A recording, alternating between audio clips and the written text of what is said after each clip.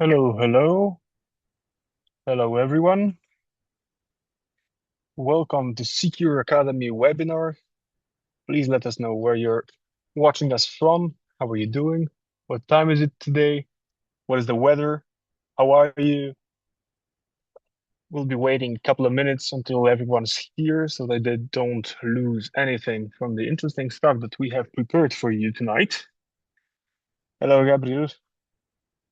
Hello from Boston. It's cold but improving. Yeah, it's the other way around in Warsaw. It was warmer. Now it's deteriorating. Hello, Kay, front of TV. Nice spot. I would like to be there as well. Hello to India. Hello, Texas, Vienna. Well, finally someone closer. Hello, NC, Southern California. Wow, a lot of guys from the Western Hemisphere. Someone from Poland. That's great. Berlin, Sweden. Amazing. Yeah, good. Yeah, I like to know about how it's weather everywhere. I don't need to watch the forecast. Yeah, we just organize a webinar and then I know everything. Hello from Philippines. Amazing. Amazing to have you, Lewis. Hello, Rolf. Greetings from Slovenia. Oh, this is one of my destinations. I really want to go to Slovenia. I was talking to my wife about it recently. Hello, everyone. We're gonna wait a minute more and then we will start. We have a lot of things to cover tonight, so I don't want to take too much time from our amazing experts. Hello, Jan Michael. I'm sorry if I mispronounce any of your names. It's sometimes difficult to keep track of all the beautiful languages and all the beautiful countries we come from. Okay, and now it's 7:02. So without further ado, if someone wants to join us, they will join us and they will need to keep up because tonight we are diving deep into a topic that I know many of you deal with in your daily work. Modern cyber defenses, macOS, Intune, evasive threats, and incident response readiness. So before we begin, a quick housekeeping note. This session is being recorded and it will be available to all of you within 24 hours. If some of you don't know me yet, my name is Gustav. I'm the business development manager at CQURE and I have the pleasure of hosting some of our webinars. We will have a Q&A session after the technical presentation from Norbert and Arthur tonight. So please use the chat function to submit your questions throughout this session. If we have the time, if the flow goes right, then we will answer them on the spot. If not, we will have our expert answering you on the chat as well. Okay, so we are watching the webinar on Zoom. If anything happens to the transmission, you can try restarting it. If it's a problem on our side, then we'll of course contact you as well. But just try logging and relogging to check if it works, refresh the site if the problem persists. And as I'm saying, we will be staying in touch with you regarding all the details. We will have demos, we will have a technical presentation from Norbert, Arthur, and we will have Paula coming to us as well to give us some more details on cybersecurity tricks. We will have a live challenge and results with a cool prize. So this will happen in a minute. And of course, the Q&A, as I was saying, this is a webinar for you. So any questions that you may have, you can ask live and we will have our experts share their knowledge with you. And so, not to waste too much time, I'm heading to the challenge. There will be a QR code on the slide. You can scan it, or Kate will post the link on the chat so that you can go there, answer the questions as fast as you can and as correctly as you can. Thank you so much, Kate. And the first person to answer the most questions correctly will get the amazing prize, but this will happen at the end of the webinar, so stay with us. But first, try to answer the questions about HTML, about ADS, Intune, CDM, macOS, and incident response. So a lot of topics that we will be covering tonight. This is like a teaser for what will be happening, what Norbert, Arthur, and Paula will be talking about. But since this is a technical webinar, I'm gonna give the voice to Norbert and Arthur to share their insights with you. A wonderful Christmas present, the last moment before the holidays. Norbert, let's kick it off. Thank you so much. Enjoy. Okay, I will share my screen. Okay, it should work. Hello, everyone. It would be a pleasure for me to give you some advice and tips about managing macOS devices with Intune, how it changed, what is the best practices, and what is the newest thing that I use in customer's environment. What to do? My name is Norbert Krzepicki. I work as cybersecurity expert. I work mostly with Microsoft Intune, Defender for Endpoint, and Defender XDR, sometimes with also Sentinel, how to protect organization against advanced threats, and how to configure with best practices all of the devices that we can have in an environment like Windows, of course, Android, macOS is also, and this topic today is about macOS because it is more and more devices that we need to manage, especially in Poland. There is no that we want to skip these devices because more and more devices are managed, should be managed, and new employees want to choose their own device with this scenario that you can use Windows, you can use macOS. So feel free if it's okay. Let's work with macOS. So agenda for today, how macOS looks in the corporate world and how it changed some statistic about macOS's devices. And then we go with new information from Microsoft, this advertisement that we have new add-ons included with Microsoft 365 E3 and E5 licenses. So what's changed, I will cover it. Also about registration profiles within Intune, what to configure, what should be visible for user in the first setup assistant experience, what changed with platform single sign-on, how it can be easy for us as administrator to create user account easily, so user can do itself everything itself.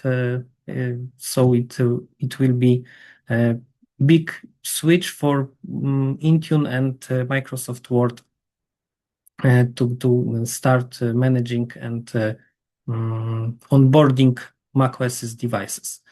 And so, some tips about compliance and conditional access, how we can protect our environments from communicate and connecting from unmanaged devices, and what is the best practices. The new switch about declarative device management, because maybe some of you noticed that some of the updates management in Intune was deprecated, so you need to switch to this DDM management. What we can handle updates for macOS devices, what is the best practices to protect your Defender, and the things that the hardening solution for macOS is how to use CIS benchmark also, and how we can integrate Defender for Endpoint and Intune each other. So some statistic about macOS devices. There is over 100 billions of macOS worldwide, but some saying that there is more, maybe even 300 of millions of devices. But of course, when we see this P chart, Windows are more than probably 75%, but this macOS world is growing each year. So I think that we need to start thinking about managing. In Poland, for example, when I provide a lot of project, macOS was left behind and nobody wants to touch them now in this year, and probably the next year, 2026, probably we need to manage this platform, and probably maybe in 2027 also Linux devices, probably. I hope so.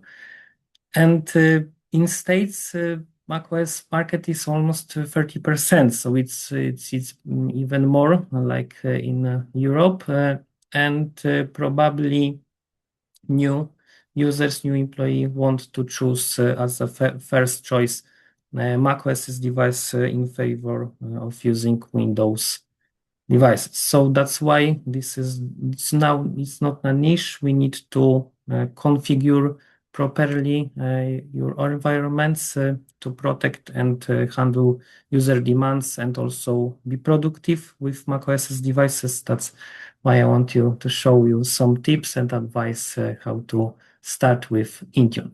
But it's pretty fresh information from Microsoft that at the beginning of the next year, in January, in Microsoft 365 E3, you will get Microsoft Intune Remote Help, and some of the add-ons from Microsoft Intune will be included with this E3 license. So for macOS devices, it's a big change because you can configure remote help and help user remotely, like for example, we have of course TeamViewer and quick support for Windows devices, but this remote help is enterprise great tool that we can establish a session with end user, we can communicate with chat, we can see their screen and help with their troubles. So this is pretty cool feature, and I started using it for macOS for Windows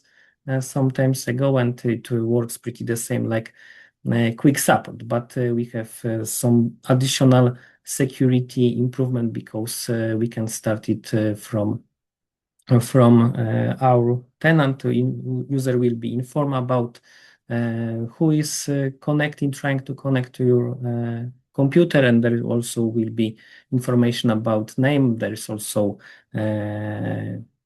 image of this avatar of user and also the current position.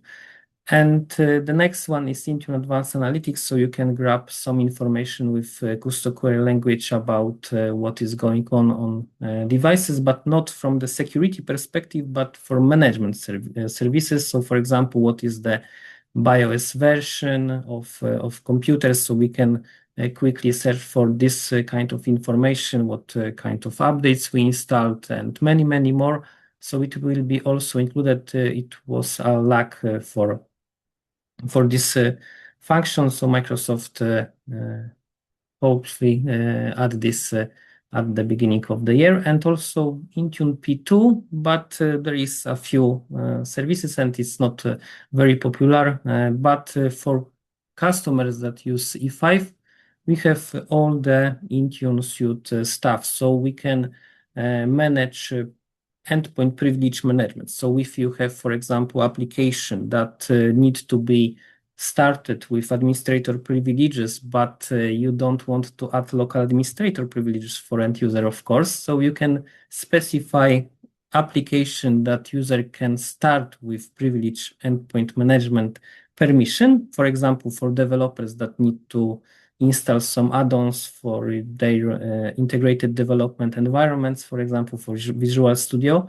And of course, if you have some legacy application that you cannot leave, you need to keep this application, but this application have some old-fashioned way that we can handle it with administrator privileges. So very great feature. There is also enterprise application management. So it means that you can automatically, with a couple of clicks, configure application in Intune that can be installed automatically without user intervention. And there is more than 300 applications, I think. And then there are also possible to update this application within Intune. So great solution. Of course, there is a couple of vendors that provide this support for many years, and there is Patch My PC in States. There's also Action One that I highly recommend it for my customers. So Microsoft also include this tool for Microsoft 365 E5, but unfortunately there is no support for macOS still, but I have good news at the next slides that you can use. Action One probably for smaller organization, it's completely free up to 200 devices, but of course the pricing is very fair, so you can also consider additional free third-party tools. And Microsoft Cloud PKI, so you can, if you don't have your local certificates authority, you can use this cloud from Microsoft because it's a very convenient method to obtain certificates for end-user devices. And recently, I worked with Intel vPro solution because it was added a couple of months ago, and probably yesterday I saw that there is also SIP profiles for authenticated networks. So if you want to connect to your devices with hardware remote tools, so even if this computer is broken, you can go to BIOS, so UEFI settings, and see what is going on. It could be possible to use this Cloud PKI solution to grab certificates for devices, and then you can authenticate even if you have, I don't say how to say it correctly, but 802.1x, it will be possible in authenticated networks to use also this Intel vPro solution. But of course, you can authenticate with certificates to your VPN solution, also for wireless networks, and of course for authenticate your Microsoft 365 users with Entra ID. And great news to start using Microsoft Security Copilot, because I know that the price of this solution is probably not very well suited, but for customer E5 you can have 400 units. I don't know how it's correctly said. Units, compute units for each 1,000 of users. So we can start asking Intune, for example, how many vulnerables we have in our organization, but you can start asking how many Android 13 devices we have still. So many more. So it's possible to ask Copilot for this kind of topics. Okay, so let's start with Apple Business Manager portal. It's completely free and it's for manage your macOS and iOS devices. So it means that there is three pillars of this solution. So we can have these devices connected to specific MDM, mobile device management solution. The second one is to install automatically application with VPP tokens, volume purchase program tokens. So if you have paid application, you can everything add, pay for that, and assign this application to end user devices. So they don't need to pay for that. You can have invoice for your application. So this is the second pillar, and the third one is to create Apple ID, manage Apple ID for our users, so user can start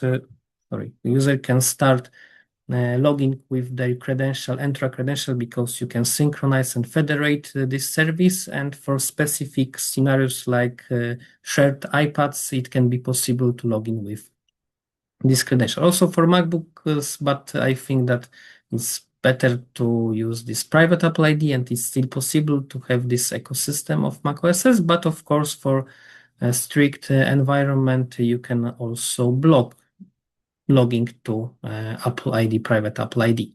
But of course, for macOS, you don't need to join these devices to domain. It's absolutely obsolete. You need to have MDM solution. So Microsoft Intune is a solution that we will cover on today's session. So for this perspective, if you have reseller, you can ask them to add these devices automatically to your Apple Business Manager tenant and provide zero-touch onboarding for end user. But of course, it's possible to add your current devices that are in place. So you can use Apple Apple Configurator application on iOS devices, on iPhones, and add your MacBook with this application, because after you reset your computer to the factory settings. At the beginning, these devices can connect with Bluetooth, and you can assign with this with QR code that will be present to this MacBook. So it's a convenient method to start testing your macOS's enrollment to Intune.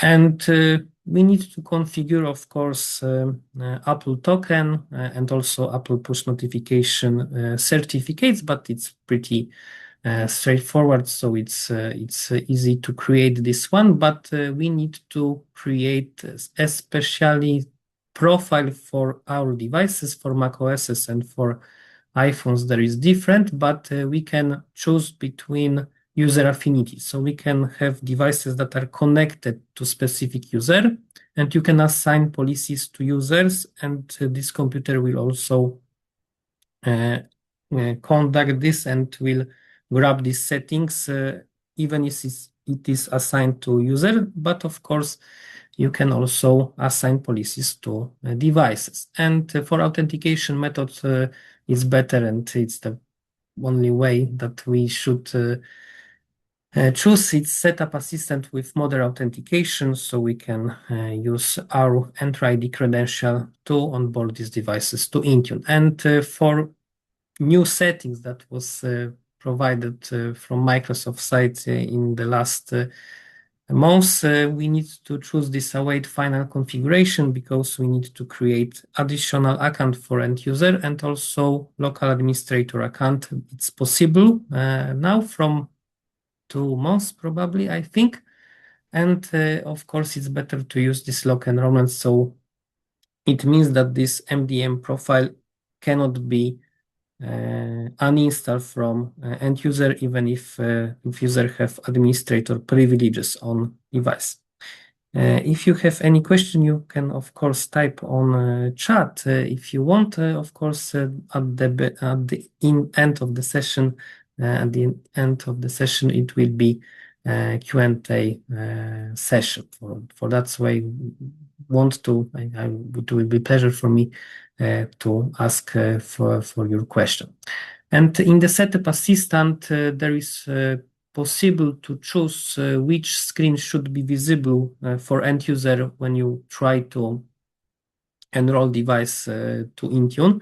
So, for example, we can show user information about restore them from the backup from older device. For example, you should use this location services, because there is some probably it's not the best method that you should configure on your setup assistant. I think that what is necessary is location services, restore, but it's one-time opportunity, and probably Touch ID and Face ID, so user can configure unlocking with their face or with with fingerprint, of course, but the rest of them should be hidden. So if you want, and for this file vault, it can be also hidden, because it shows the key vault key. And there is one, to be honest, there is one issue with this key vault, because user can grab this key from company portal, but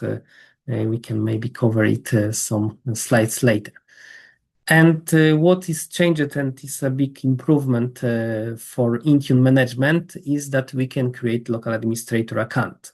So we can also choose the name of this account, and it can be a fixed name that we can configure, and you can also use variables. And I mostly use this serial number, because I think that using local admin account for UPN of user is not necessary, but sometimes using the fixed name it's okay, because there is some policies from platform SSO, and you can choose and exclude this account from that there will be information for user that you can and you should onboard this device with this platform SSO. So for this local administrator it's not necessary, but it's not even a good option to use this SSO platform SSO. So of course, for local admin password solution for Windows devices, it's even recommended to create the account that will be managed automatically, and it's better to disable the built-in one, this administrator account with well-known seeds. So it's of course possible for macOS. It's up to you. I use mostly this serial number because it's not very often that we use this local administrator account. But this kind of solution provide that you can, when we create local user account, we can choose between administrator and standard user, because for macOS Word, there is no possible to have the first user without administrator privileges, but of course you need to test in your environment that standard user is you can handle this user specific type, because in macOS Word sometimes when you need to install printers, for example, and install additional application, this means that you need to put everything with your MDM solution. And recently I had a customer that we blocked access to App Store and even to disallow installation of trusted application from trusted publishers. So everything must be configured within Intune and can be available for end user to install with company portal.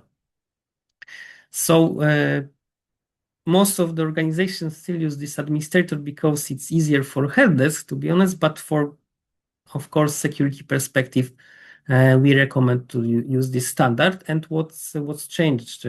We can create automatically this account and pre-fill this primary account name with I think that partial UPN is the best method, because using device name is not very convenient, and it's, to be honest, stupid. But for primary account full name, username is the one that have sense. Of course, on premises some account name, but some of the organization use Entra ID only without using local Active Directory. So this kind of settings is the best that I use on project. And information from Microsoft, what's new in Intune on August 11. We have this platform single sign-on in GA, generally available, and it can also support ticket gratuity ticket when we want to correlate with Active Directory. When a user try to obtain some files from file share, you can also configure it to obtain files not from SharePoint. It's possible. I work mostly on SharePoint and macOS, but it can be configured within one simple configuration for that. There is some recommendation that it works with company portal, this specific version, but for new devices, it's not a problem. And how it can be configured. On device configuration for macOS, we need to choose on settings catalog with this authentication pane, extensible single sign-on. And there is some recommendation that you need to configure, but mostly you need to choose authentication method. And on the next slide, I will show you the differences. There is also some of the settings that need to be configured the specific way that you show, because you can even create it the same as you see, and it should work for most organization. Because for this specific slide, I use authentication methods, use secure enclave key, and it's recommended method from Microsoft perspective also, and I only use this one nowadays because it looks like Windows Hello for Business. So user must log in with their local account to macOS. It's not possible to not to have this local account, because, for example, for file vault, for encrypting, it's required to use this local account. But then user will be prompted to register to identity provider for Entra and log in with their Entra ID credential. But this local passkey it can be, of course, it looks like password, but it's recommended and it's required to have this kind of passkey that we can consider like password, like we have PIN in Windows Hello, it must be created. But then user can also configure Touch ID, and this Touch ID can be used for end user to then unlock devices, but after the reboot, user needs to provide this password. And what is the authentication method that we can choose? There is three of that we can choose. CQURE enclave it is recommended because it's considered like passwordless, so it's phishing resistant, and you can use also Touch ID for unlock, and MFA is mandatory for this one. For version that we have, you see that it also works with macOS 13, but of course it's probably better to use at least macOS 15, or it's even better to the newest version, this Tahoe 26.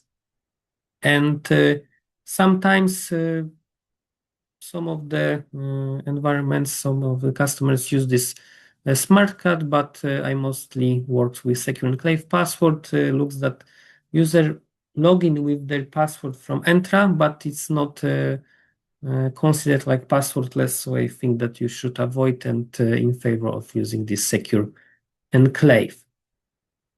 And to configure correctly this enterprise single sign-on for no third-party application, you need to configure some of the keys for application prefix allow list. So you can even copy this one, and to disable app prompting that you need to log in with credential, it's better to disable it, and also enable single sign-on interaction in browser, in Safari and Edge. So these three keys should be configured, and there is so some additional configuration key, for example, that you can log in with additional accounts and what kind of authorization this user gains. So for example, we can choose that a new user on this macOS will be standard user or administrator, but of course it's better to use this standard. And we can also enable that user can create additional account that it is possible on the first screen on device. So it can be also possible. And when users click on this registration is required, there will be information that you need to register this device. There will be password synchronization because we can automatically log on to Teams and also Outlook and so on application that we have installed on devices, and also for Edge browsers.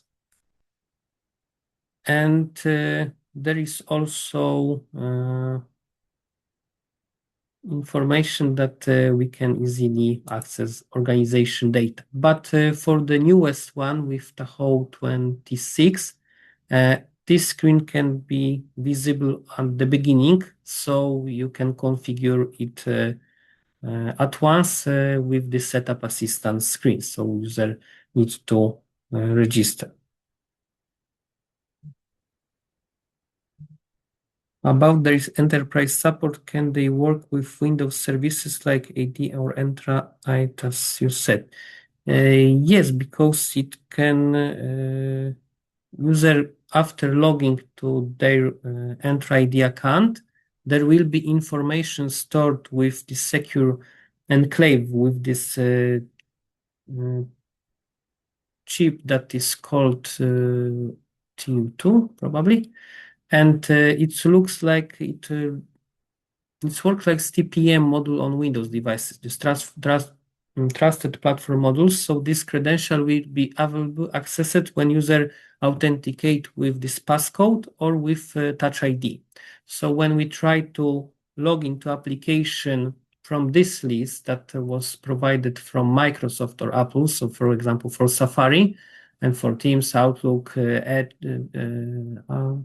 Word, and so on, it will be automatically that this credential can be obtained and user will log in without any additional prompts. And what's next? After we onboard this device, in this macOS device to Intune, we can see the screen, and there is a couple of remote action that we can trigger on end user device. The best and what is commonly is probably we can, when we grab, I think that maybe sometimes syncing, wiping when we try to remove this device from environment, retirees when we want to stop managing device and user can have this device still in use because there is some personal data. It's up to you and your organization, but there is some nodes that we can see discover tabs, so what is installed on device. We can see the compliance of device, and we will cover it later. So we can specify requirements for devices, for example, that it must be updated, it must be encrypted, and these devices will be treated like compliant. So it means that we can provide additional policy with conditional access and only allow devices that are managed. So you can disallow user from connecting from unmanaged devices, private devices, but it can be, of course, configured this way that we can allow specific user group to onboard their private devices. It's also possible, but it looks different way because user needs to install company portal application with simple URL that is called aka.ms/enroll my Mac. So it's very easy to remember, and user can obtain this company portal application, install and onboard, and it will be treated like personal device. In this specific one, the ownership is set to corporate because it's registered from this Apple Business Manager portal, and we can grab device configuration. So what was configured, I show you what kind of best practices and what should you configure, and also we can grab information about local administrator account and also file vault key. So if we need to erase this computer and maybe there is problem with user, because if user forgot this passcode, we need to type it sometimes, and then it will be information that maybe you want to reset this password. This passcode can be reset with this key vault, and this key vault can be provided to end user, but unfortunately, as I said some earlier, user can grab this file vault key from company portal, and it's not at the moment it cannot be blocked, but Microsoft must do something with that because we don't want to present this information to end user. For Windows devices, of course, it's possible on device settings in Entra. And so if you manage Windows devices, check this configuration Entra portal, and that this BitLocker key shouldn't be visible. But unfortunately for macOS, it's not at the moment possible. We can also grab information about managed apps, so what was installed via Intune. And as you see, the software update was deprecated, this classic approach, and you need to use this macOS software updates node with this new settings, and we will cover it later. So this device is compliant, and then we can configure compliance policy to specify, for example, the minimum version of operating system was what the passcode for unlocked devices. For example, it must be minimum 8 characters length. You can configure how many alphanumeric characters in the password can be present, and also how many minutes of inactivity before password is required. 5 minutes is it's okay probably, and benchmark say that at maximum it should be 8 minutes. But of course, 5 it's also compliant with this recommendation. We can also require encryption with file vault, but sometimes it's better to create additional policy to have 1 day of grace period. So maybe user to encrypt these devices, but sometimes there's information that user must trigger this encryption. It looks this way. And we can also configure firewall, and we can use also stealth mode, so device is not answering to ping requests. For example, this ICMP traffic is not permitted. And there is also one settings that it wasn't on the screen, but there is that you can block installing application from trusted developers or even from App Store. But you can also block App Store when you want to install all the application from Intune. And of course, this allow listing approach is better because user cannot install any malicious software. And for example, for Windows, there is App Locker, of course, and there is also Windows Defender application control that you can choose which application can be run on end user devices. So it's best practice, and it's best that allowing using every software, but Defender or another antivirus must block all of them that was considered like suspicious or malicious. So it's better to allow listing application, but of course it's time consuming for administrator view, because we need to check every application that must run in your environments. And what was changed with this declarative software update? Because Microsoft, and this is from the Apple perspective, this classic approach for updates is not possible, and there is new additional reports from this declarative software updates, so we can grab information about which updates was installed, how many are in the in pending state, and so on. So there is a couple of reports that was provided, but the next one, and what I should be first before this one, Intune and the support for legacy Apple MDM software updates. So it means that these settings from update catalog is not, it shouldn't be used, and there is the new one that should be configured. So templates for device restriction, and in settings catalog, we can choose which version should be installed, or we can go with maybe easier to configure the deadline for installing the newest version. It's for some organization, it's probably easier to configure this deadline, and we can leave it as this, and we don't need to look at these settings from probably a couple of months. But for specific organization, it's better to use policies to specify the version that we need to install on end user devices, because Apple provides support for free version. For example, you have application that only works great on macOS CQURE 15, so you can choose that only this version is the latest one that should be installed on your devices. For example, you have developers that doesn't want to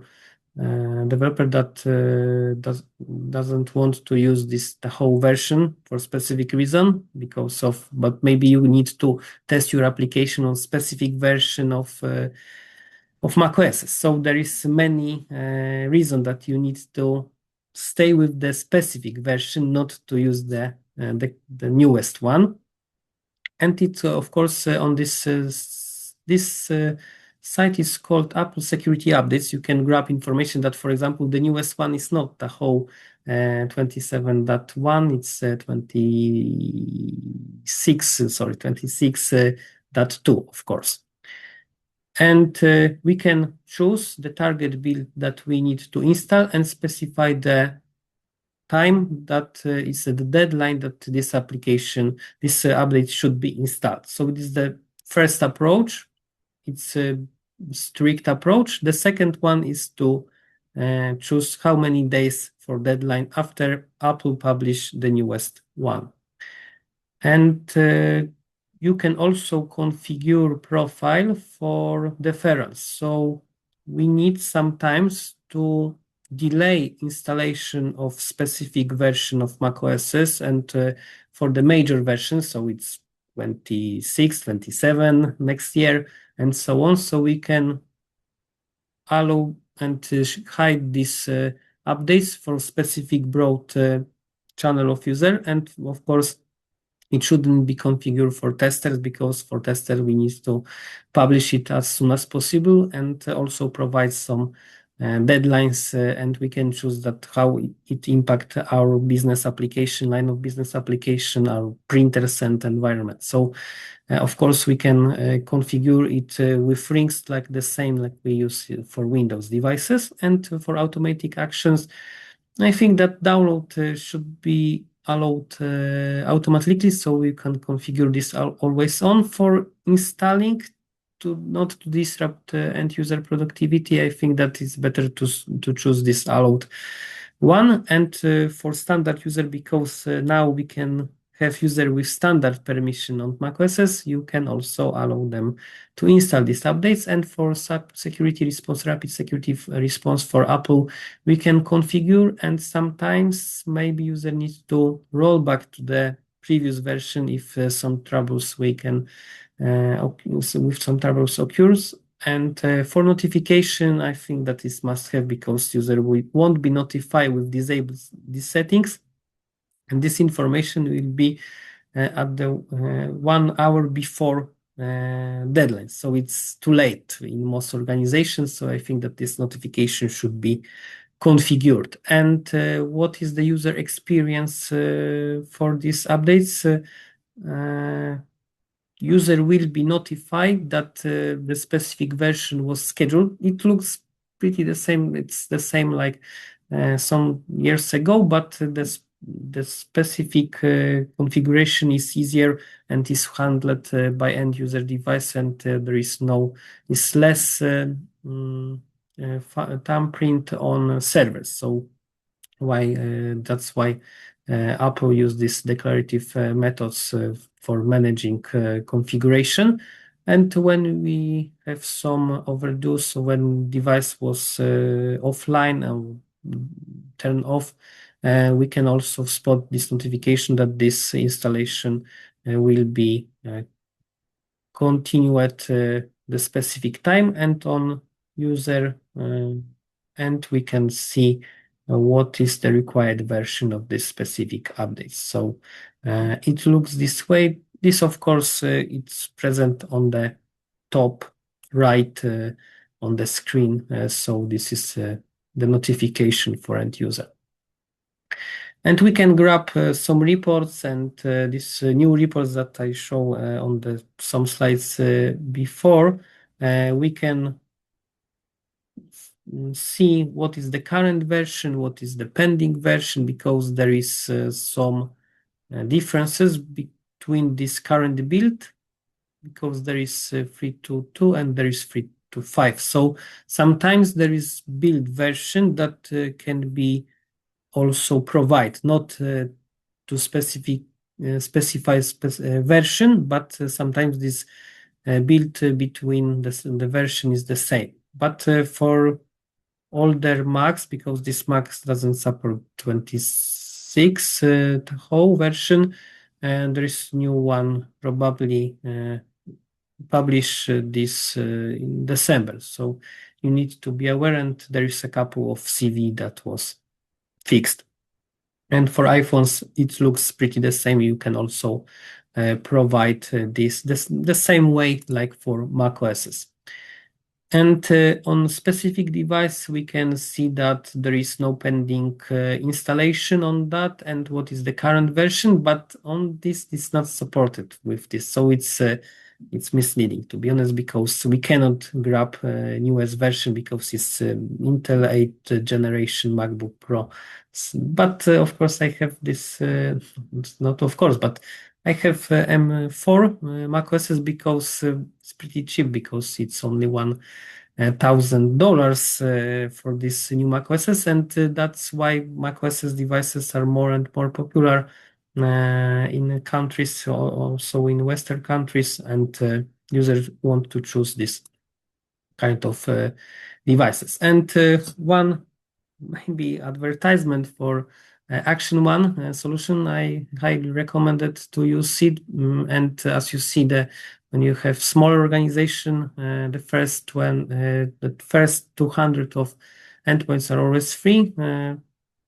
Above, you need to pay for that, of course, but the solution provides support for Windows, and it works very well. It's fast and reliable method. You can also configure on macOS devices, and for example, we see that there is update for Teams. Of course, we can configure auto update for Microsoft application and also deadlines, so it's possible, but we can observe and also configure automation for that, so we can specify the time and the day when we want to update your devices. So it's a very convenient method to update. And recently, I think that 1 month ago, they also provide support for Linux devices. So it's changing. There is some improvements, and today was even on a webinar from this site, and I saw this, but I cannot see the whole one. But a very great tool. Microsoft doesn't provide any kind of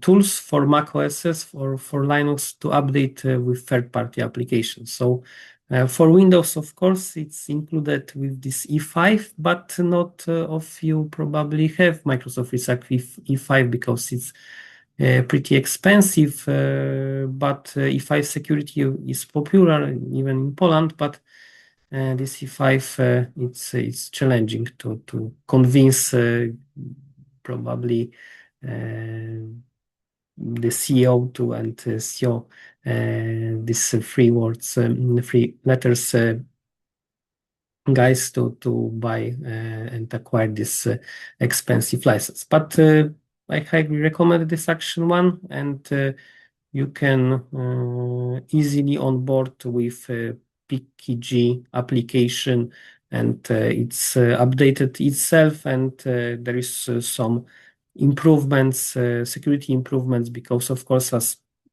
all the providers, this software as a service provider, you need to be aware that sometimes maybe they can be hacked. So there is some features that disallow installation malicious software, even if they will be impacted with that.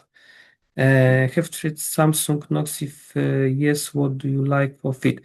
Yes, I try Samsung Knox because Samsung Knox is a bunch of services that we can use, and probably you mean this enterprise firmware over the air. So it is possible to configure specific firmware version, but is additionally paid, and also there is integration with Intune, and this is included with this Intune P2 plan, and I use it one time on customer environment, and I recommended it, but to be honest, I use different method for Android devices, because mostly if you use Samsung devices, you can search, for example, we'll show you this way. Not if for example, let's say that there is Samsung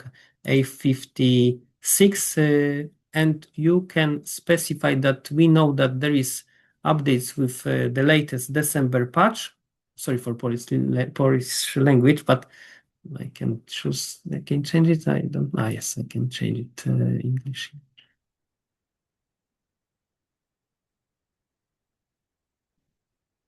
Okay, so we can provide the compliance policy for specific version of patch level, and we can notify user about a new version, and these devices will be in grace period for a couple of days, and then this device will be treated like non-compliant, so user can be notified via push notification and also with mail after 3 days, let's say. So it can be done easily free of charge with Intune, but of course this Samsung eFota is possible, so you can specify version that you want, and you can block even on specific versions. So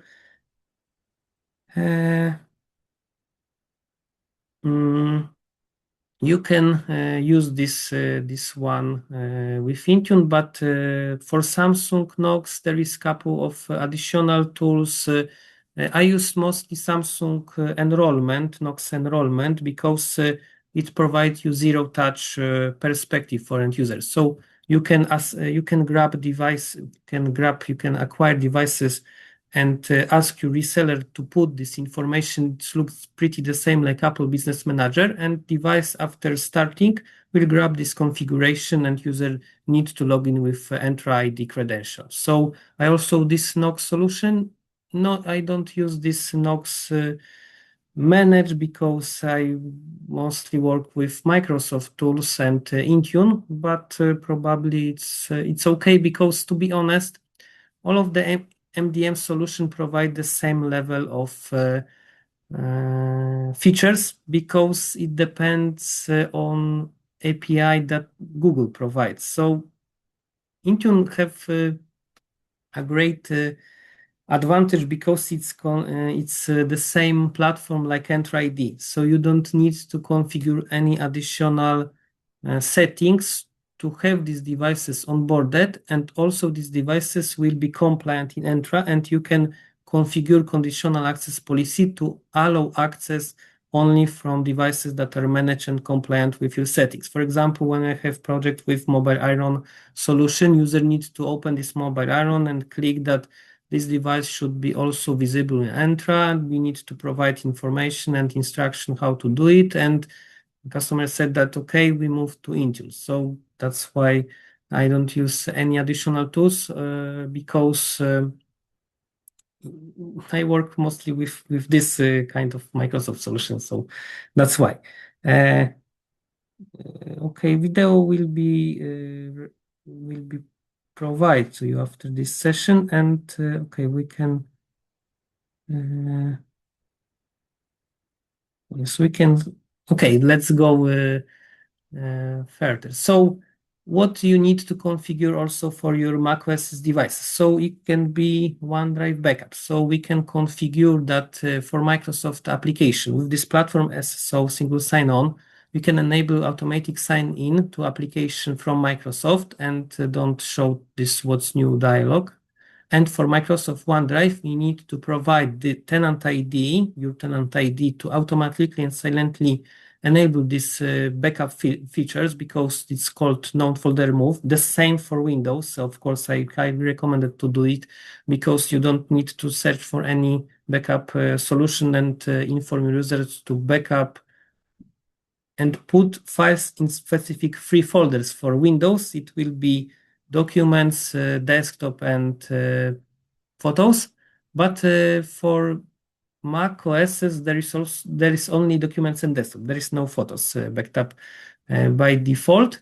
So user don't need to do anything. It should automatically configure, but Microsoft provide a notice that you should also provide, and there is no on this slide, but you need to be aware of that there is also prompt user to enable this folder backup, and it's recommended also to provide your tenant ID, and user will be asked about turning on this feature because sometimes, I don't know why, it doesn't work silently, but with this notification, it's a great chance that most of the user configure it, and it won't be any surprise, but you can also use OneDrive reports and you can grab information that users don't use this kind of solution. You can also ignore some of the files extension that you don't want to sync because, for example, it's not necessary to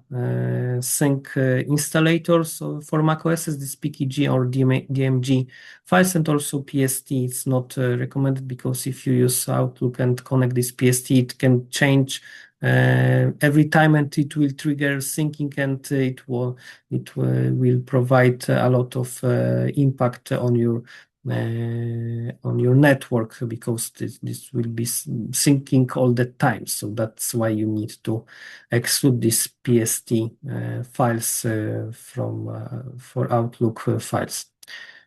And there is some more, but I think that we have 1 hour and I speak a lot. So let's go with additional one, external storage.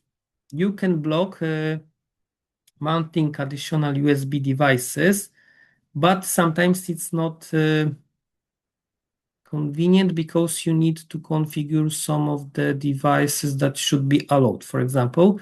And yes, it's possible, but to be honest, it's not convenient method. For Windows, there is called reusable settings. For macOS, I need to sorry, because I don't have this on the slide, but I remember that I want to show you one thing. macOS device control. It's called device control.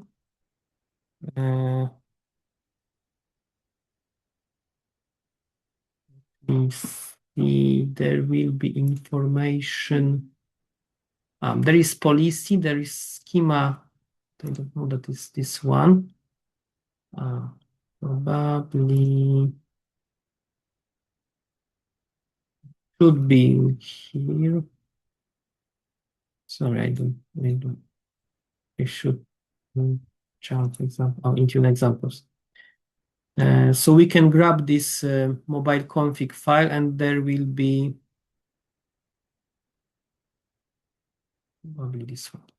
Yes, you can grab this JSON and you can specify unique ID for your devices, and you can, I don't think that is this one that I need. So, but in short words, it's possible to allow specific serial numbers of devices that you want to allow to be read-only or write-only. But if you want to block everything, it's possible to use this external storage policy. And passcode is pretty obvious that you need to configure that device should be logged in the specific time without activity. And I think the best method, this best practice is to configure it to 8 minutes or less, because the benchmark, and I will show you also this benchmark, what is should be configured, and we will see what should be configured. I will provide you some guidance for that, and privacy preferences policy control, because you may notice that after you install some application on macOS devices, user will be prompt about allowing specific action. And for example, for OneDrive, we can grab this code requirements from your computer. It's possible, and there is some information on internet how to grab application ID. And for OneDrive, for example, we can configure allowing file sync, this read and write access, and also services that is called accessibility, because on this screen it's not very visible, but for example, for remote help, because I said that this remote help should be configured, and there is the same settings like for Teams, because when you want to share your screen on Teams or even with this remote help, you need to configure these privacy preferences in order to allow to hide this information from end user. But for screen capture, it's not possible to configure that is allowed automatically. So if you have standard user, you can choose this authorization mode to allow standard user to set this one for screen capture. For accessibility, it should be configured to allow and can be configured. and don't use this allow mode because there is also allow mode. It's deprecated, and you should use authorization mode. For possibly every solution can be allow, but from this screen capture and that can be hitting privacy, you need to use this allow standard user if you want to manage and configure your profile, this registration profile with standard user. Okay, and what's next? We can configure and onboard devices to Microsoft Defender, and there is a couple of settings that you should configure, but when we observe it on the Defender pane, we can see that there is some risk on device, and probably there is incident, but that's one that is called informational because probably there is some security testing for that. And then we can also have this exposure level information that we have two vulnerabilities, probably with these teams that we observe in this action 1 pane. And we can see which user is logged on. We can also see that there is also root account, and we can see that Defender antivirus mode is inactive. Of course, for Windows devices, there is couple of types, the couple of modes that we can use. This can be EDR in block mode if you have additional antivirus, not Microsoft One Defender antivirus. We can grab specific information, but we can go to timeline and see each event that is observed on device because it's sending via sensor. You can see security recommendations, so what you need to configure to harden your configuration, but to be honest, it's not very convenient because it's better to use this benchmark and configure it.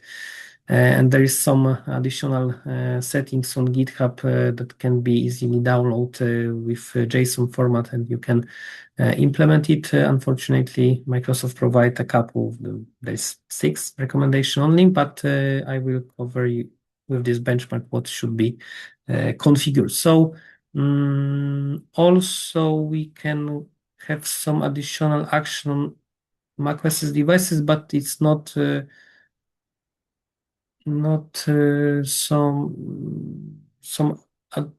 so many action that we can provide on Windows. But sorry, I don't have this probably this view for that. Okay, so what should be configured when you try to use Defender on your macOS devices? Some of the enforcement levels, so you can use this read time.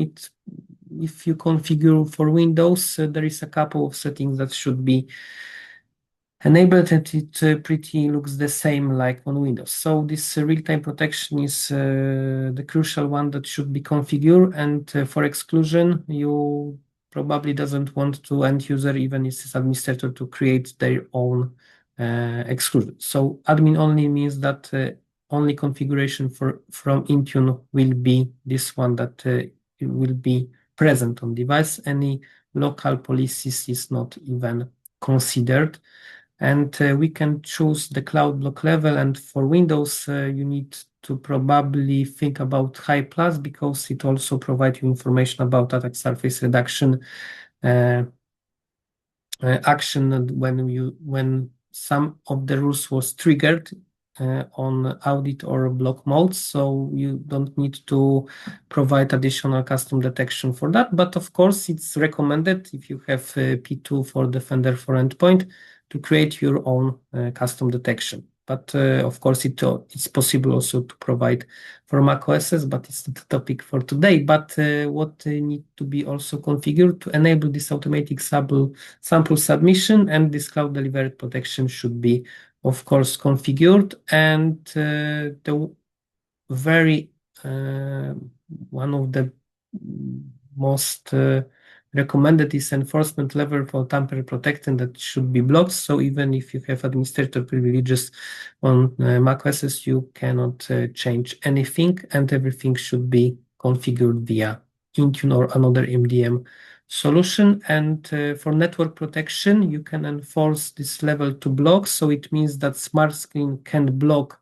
access to malicious or suspicious website, and you can also provide web content filtering settings, so you can disallow users to go to the website that was considered like gambling, let's say, and something that is illegal in your country. So this should be configured if you want to manage this one. And two more options from threads that should be also blocked. This unwanted application, to be honest, don't see many on macOS. For Windows, sometimes CCleaner and application to burn on CD or DVD, but CD burner was blocked probably also, and archive bomb. So when you have a lot of there is some inception within that we can multiple zipped or parse archives. So archive bomb that should be also blocked when systems spot that there is archive inside archive and so on. And this configuration means that this will be blocked and user cannot change these settings. And what is the user experience for that? We can see virus and threat protection, so user can trigger scan. We can see what is the configuration, and when we click on this manage settings, there will be information that all the necessary these crucial parts of Defender is turned on, and user is not able to change these settings because it's grayed out. So even if I have administrator privileges on this device, when I from these slides these screens come from, so it's not even possible. And we can also see we can also update definition, but of course definition is it's not very important those days because we have a couple of millions threads each hour. So providing using this definition is not very convenient. It's not very it's not now the best method. You need to have real-time protection and configure all the settings from benchmarks to also disallow user to install application. The same is for Windows. To be honest, I think that app blocker is must-have those days, and you need to consider implementing application control, and that's why recently I configure macOS, even macOS, to disallow user to install any application of them, because the threats are more and more sophisticated, and I observed it in the last 2 weeks to very sophisticated incident. And even if we have configured some of the settings with attack surface reduction, so on, you need to allow listing application probably the next year. Next year you should probably configure in your environments. And there is also a couple of settings for Defender, this extension that should be implemented, and there is very convenient and very helpful guide from Microsoft that you need to configure and download specific mobile config files, and without any changes probably, because that can be changed for notification one, but all of them can be downloaded from Microsoft GitHub, and you need to configure this MDE configuration. There is also this hardening from settings catalog that you can provide. There is file vault policies to encrypt your devices. Some of the settings from Edge, because you may use Edge instead of using Safari on macOS. And of course, you need to install this. Not install. You need to install Defender application, but it can be easily done via Intune because there is built-in template that you need to choose and assign this application to macOS. But onboarding package is device configuration custom file that we need to download from Defender portal and assign it to end user, and these devices will be reported to Defender. And Probably one thing about this benchmark, because it's the last slide, as I understand, so I'm aware of that. So it's very good learning, and sorry, not reading, about this Apple macOS benchmark in Intune. It's for Sequoia 15, but of course it's applicable for the newest one. And there is a couple of, I don't know how many pages, more than 200 pages, and there is recommendation what you need to configure with settings catalog to harden your configuration. So for example, there will be information how to disable guest account, because you need to disable guest account. You can restrict software updates, store software updates only to update, not to allow App Store, and many, many more. There's no time for that, but you, for example, need to disable content caching, because because it's peer-to-peer technology from Apple, that some updates can be obtained from another devices. So you should probably disable it if you have a small organization or user work from home, for example, and you have a hybrid approach. Some restriction, and there is a lot of restriction. For example, you can disallow AirPrint. You can disallow AirPrint. You can disallow. Sorry, it's not AirDrop. Yes, AirDrop. So it should be, and there is a recommendation for level 1 and level 2. Check what is good for you. What don't disrupt user experience, because some of them it's maybe too heavy, but there is good reading for that. And of course, we provide some recommendation. I recently configure every aspect of this benchmark in customer, because they want to harden everything, and it's probably very similar to this level 2, but there is some guidance, and you should implement it in your organization. And there is information macOS or Windows on security, Windows more vulnerabilities or Mac. I think that all of the platform are vulnerable, and it depends how you configure it. And I think that Windowses are more popular, especially in Europe. So I think that there's no something like secure platform. Everything can be bypassed, and there is no operating system without some weak points. So the good configuration, education of end user is also important, because sometimes we forget about it. I think that it's easier to configure macOS devices to be harder easily. But for Windows perspective, when you use EDR solution, attack surface reduction, exploit protection, and also start using AppLocker and block living of the land libraries, and also use this big gun Windows Defender application control, probably you can sleep well with this configuration. But the default configuration is not it's not secure. To be honest, I think that you also ask about Apple Store App Safe.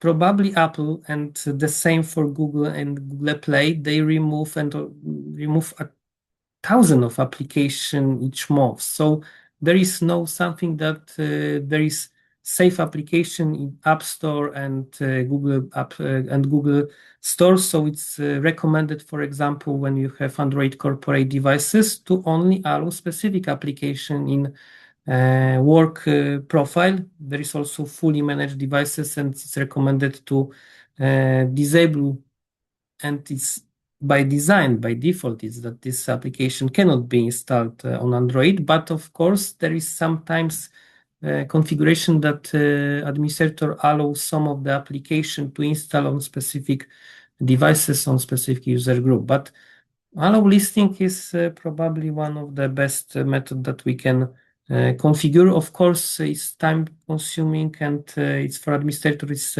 additional overhead, but I think that the game is worth this pain. So I recommend it to use it, but I don't think that it's safer to use macOS in favor of Windows. I think that all the platform can be secured well, but it's challenging sometimes.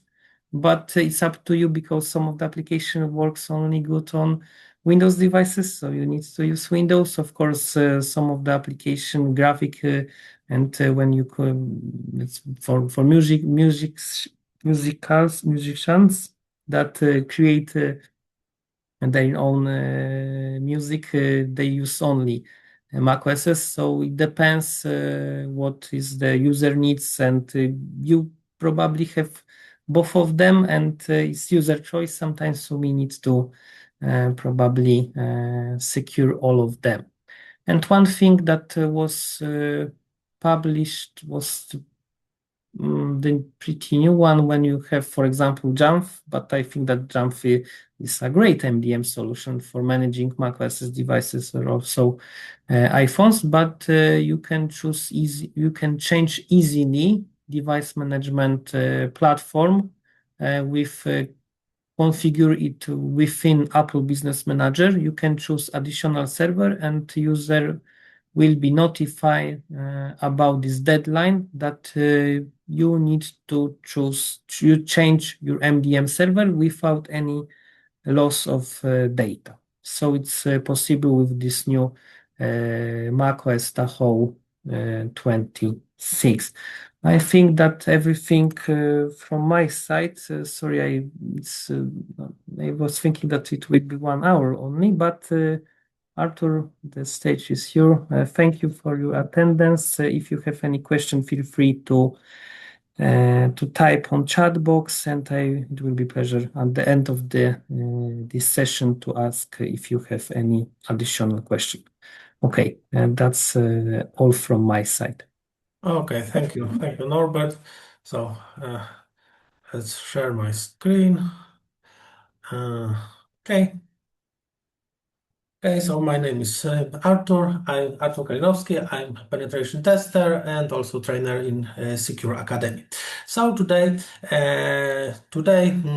I will show you two things. One is HTML smuggling and another one is alternate data stream. And these techniques are important, especially when we speak about incident response, because HTML smuggling is used to download malicious code to your computers, and alternate data stream can be used to detect or get information, some information about files, downloads, etc. So, and also alternate data stream can be used as can create. There is a situation that with alternate data stream we can create some security incident, especially when the information is stored in the log. So I will show you this step by step. So let's start with HTML smuggling. What is HTML smuggling? So HTML smuggling is an attack that attacker tries, for example, encode some binary or zip file into, for example, base 64 or reverse base 64 and put this encoded content into HTML file. Then, when the file is open on victim's browser, there is a piece of JavaScript code that decodes this encoded data and simulates downloading this file. So what is important? HTML smuggling, it's finally for the end user, it looks like the website downloads some file. But in fact, the file is not downloaded from the web server, but from within the HTML website. So this is the main difference. And why it's useful, especially for phishing attacks? It's useful because it allows bypass some security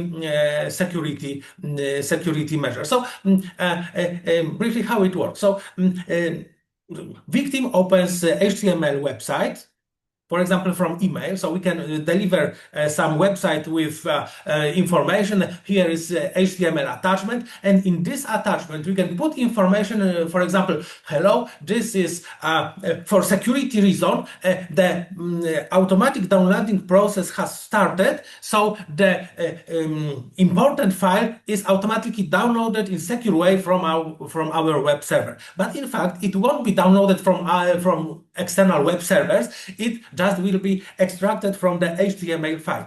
And this allows to bypass firewalls, because there will be no downloading from external server, but extracting the data from within the HTML file, which are encoded, and using JavaScript, we will decode this content and put into the download folder. So there is some JavaScript running in the browser that decodes this binary, this data, like base64 encoded, and creates a binary object and starts the downloading process. Finally, why it's dangerous? Because we can bypass proxies, IDS, IPS, and attachment scanning, because in fact there is no attachment. There is a single HTML website that has some piece of encoded data, and this data is decoded when the website is opened in the browser. So malicious payload is smuggled inside the HTML file, inside that website, and is downloaded automatically.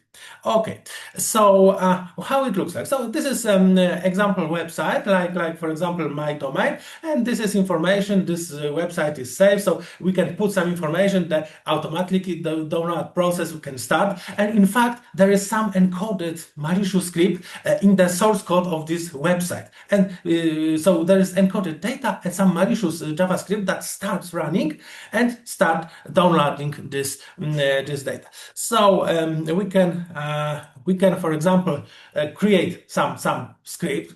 So here we can put encoded base64 encoded data in this section. So it can be zip file or executable or any other kind of file. So we will decode this data, yeah, and then we will create a blob. It can be an application octet stream, and then we will start automatic downloading process. So then we can use some malicious code, like for example this one, to deliver to the victim. So let's switch to my environment, and I show you step by step the attack process. Okay, so let's go. So here we have Kali Linux. So what I have is nano putty. So for example, I have some binary. So this is a kind of software that in fact runs on that in fact connects to this IP. In our case, this is Kali Linux IP. It connects to port 2222 and then gives the shell. So this is something like a reverse shell. So this is a payload that I can compile to be in executable form. So what I can do is for example, use this command, maybe this one. Let's copy and paste. Okay, so we will compile this as maybe put2. Yeah, so the output file will be put2. We will import all static libraries, etc., and the platform will be Windows. So let's check if it works. Okay, so now we have put2.exe. So we can see this is a Windows executable format. And next, what we can do is we can convert this file, because this is executable. So we need to encode this. So we can use this command like this one to encode this into, like, so it will be putty2. So we will encode putty2 using base 64 encoding. Then we will remove all the new lines from the output, and we will create putty2 B64. Yeah, so we have such a file created. Okay, and when it is ready, we can start.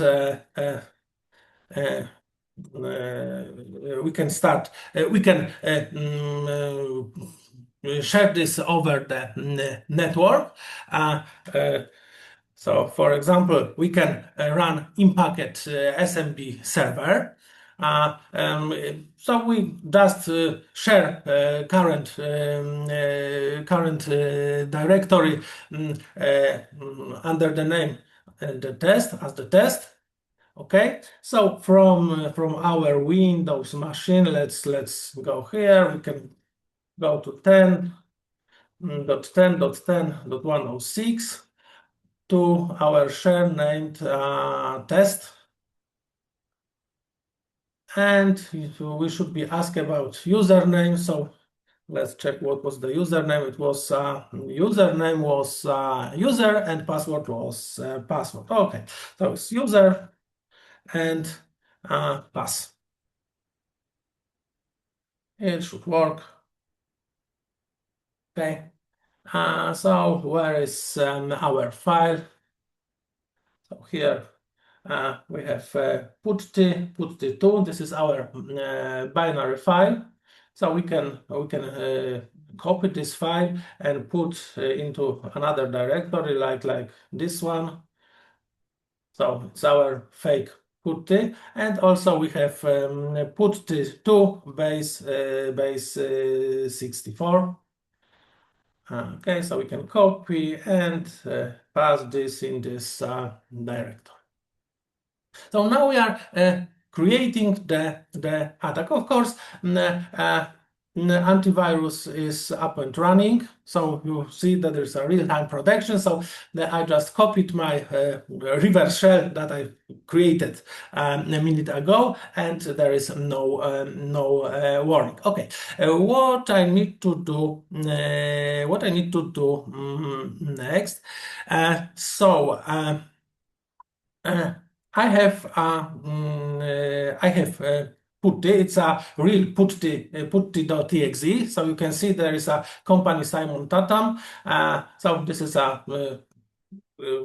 correct putty.exe. But now I need to open PowerShell. Let's open PowerShell. And in the PowerShell, I can go to this directory. Okay. So what I need to do at this moment, I want to use PowerShell to extract icon from the putty.exe file. So I can use another tool, like for example, Resource Hacker, etc. So there is a lot of tools, but I can use, for example, some PowerShell, even PowerShell. If I'm not able to download some software from the internet, I can create the basic PowerShell scripts that should allow me to create icon. So this is an icon in a black background. So I can use another script, for example, to fix the background. I should see the icon with a white background. Okay, and the last one, I can use injector. I can use injector to inject this icon to my putty2.exe.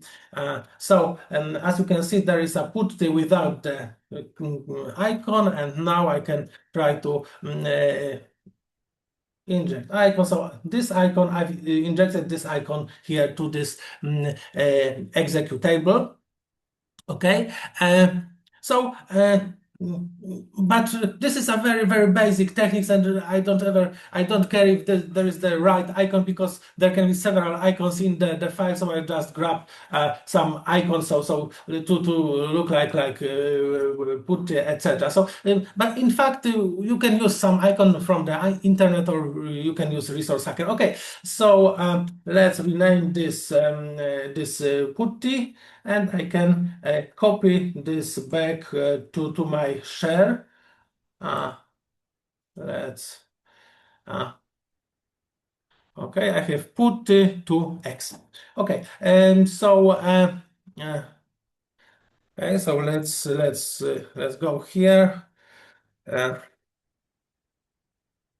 So I have my putty with a fixed icon. So now I can use another command like cat and put to x.exe. I can use base64 encoding, because I want to have a binary with a correct icon. So now I have binary with original put the icon applied to this or one of the icons, because I chose random icon. So however it should work anyway. So now I'm using base64 encoding.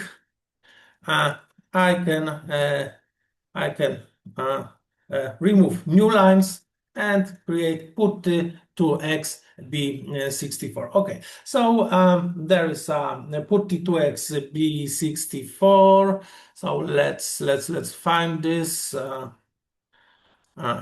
Put it to b64. Okay, so this is my this is the binary content of the malicious put file. So what I need to do, I need to go to my folder, and here we have a template. This is a website template. So let's open this template with Notepad. So here is the template of the website. And what I need to do is to copy this base64 encoded data into this section. This is the section for encoded data.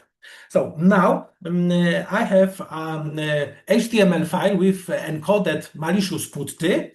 And what I need to do is to save this, save as, for example, as index.html. Yeah. So let's save this as index HTML. Okay. Now I have a working HTML, working HTML file with encoded putty as a base64 file, base64 data, and some piece of script that will convert this and start automatic downloading. Okay, so what I need to do is to copy this index.txt into my web server. So in this case is Kali Linux. Yeah. So I can copy this. Okay. Next step is the delivery.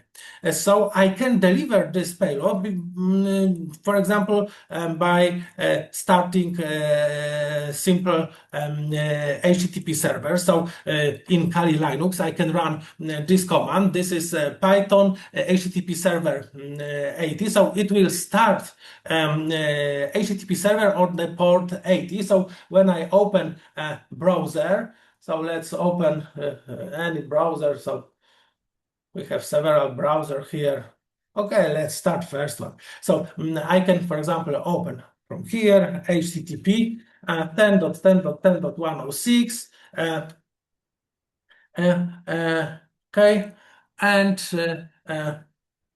you can see there is some warning So it's not commonly downloaded because this is my version. However, when I decide to keep this this file, it will be downloaded. So as you can see, the putty process started automatically.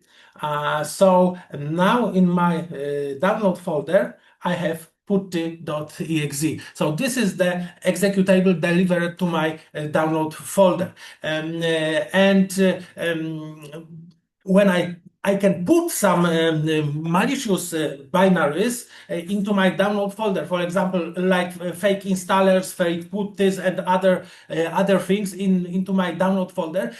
Because when I try to download this again, I will get information there. Putty already exists, so if you want to download again, so it will create putty with the index 1 or 2, etc. But when I search for folders, because I remember that somewhere I downloaded putty, I can say, okay, I have putty, I can use this from here. So this is the first thing. Also, the problem is that sometimes we can be blocked because the connection is not secure. So in such case, in such situation, we can use different options. For example, we can create our HTTP server using Python. So what we need is this is the code of our Python HTTP server, which SSL TLS supports. So with encrypted connection, and we need to generate some certificates, like we can use OpenSSL rec -x 509 new key and put the information, for example, RSA and etc. etc. So we can create this files, and then we can start our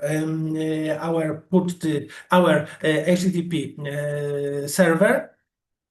So for example, yeah, and with this server, we can use, for example, another browser.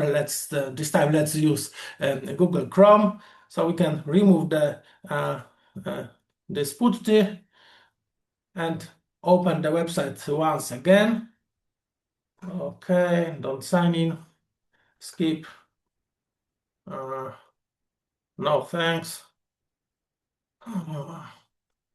Okay. I got it. Everything. Okay. So let's do the same. This time we can use HTTPS connection 10.10.10.106.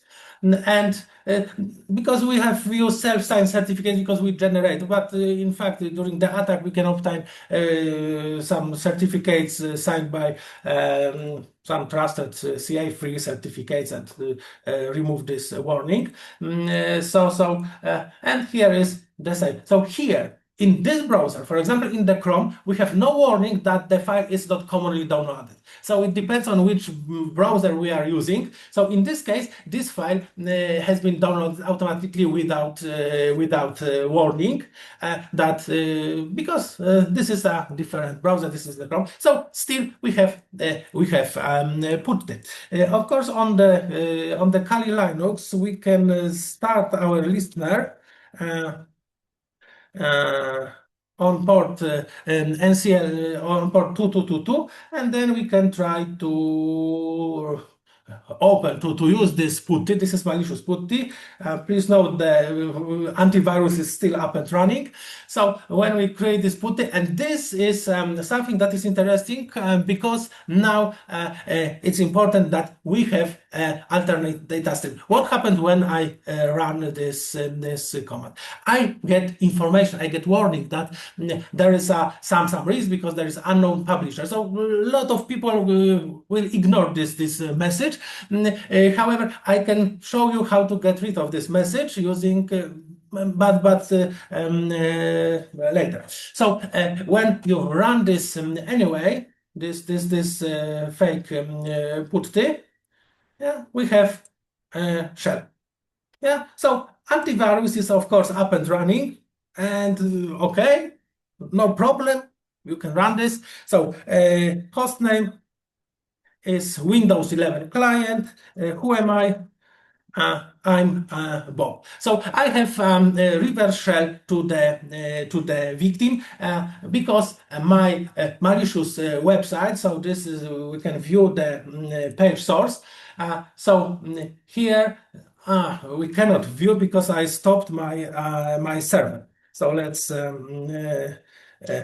close this, start the server once again, and then I can view the source. Okay, so this is the website which contains malicious executable that is downloaded and extracted from within the HTML website. So I can use some even basic encryption to prevent or I think base 64 encoding is enough. However, if there is some software that prevents from, can inspect variables, etc., you can, for example, use a trick with reversing the content. So, reverse base 64 using, for example, a ref command, and even such simple trick will cause that the payload will be undetectable by the some security systems. So delivering the payload is not it's not very hard. So now let's talk about another important thing which are alternate data streams. So what are alternate data streams? So by default, when you create file, the file has a default stream which is unnamed. There is unnamed data stream, and this unnamed data stream holds data. So let's open the console. Okay, and I will show you how it works. So let's go cd. TMP, and let's echo this is Alice. And we can create a file alice.txt. So when you go to the temporary directory and open the alice.txt, there is the content, this is Alice. However, we can also create some streams, additional streams. So there is a default stream that is displayed to the user. However, the file can, on the NTFS file system, can have very different streams, so can have a lot of another streams. So, for example, we can create stream named Bob. Yeah, so we can do this like echo, this is Bob, and we can put this into alice.txt into the stream named Bob. Yeah, okay. So here, when we can open the alice.txt once again, and what we see this is Alice. So this is the default unnamed stream. This is something that we can see when we open the file. However, when we run dir command, we see there's only alice.txt. However, with the switch R, when we use special switch, we will see also alternate data stream. In this case, the alternate data stream is Bob. So we can read the content of that stream, for example, using this command. So we can use the content of, we can read content of that stream, and you can see this is Bob. So we can get information from alternate data streams. And what is important, the alternative streams can be applied not only to files, but also to directories. So we can also put some streams into the directories. But let's go back to our case. You know what are alternate data streams, and now let's go to user profile.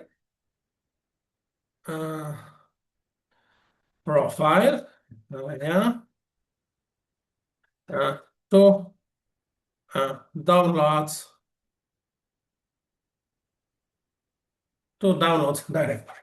Okay, so we see there is a put.exe, and we have a special switch. We can search for streams. Okay, we have there is a put, okay, without the streams. Yeah, but when we okay, So this is the behavior of the Chrome. So when we use Chrome, yeah, so it creates a putty in our download directory, and we don't see there any strip. So let's remove this this putty. Okay, so we can delete this. Of course, I need to close all because this putty is open somewhere. Some consoles, yes, here. So I can first close this, and then I can remove this. Okay, so when we open this with Edge browser, so let's do it again.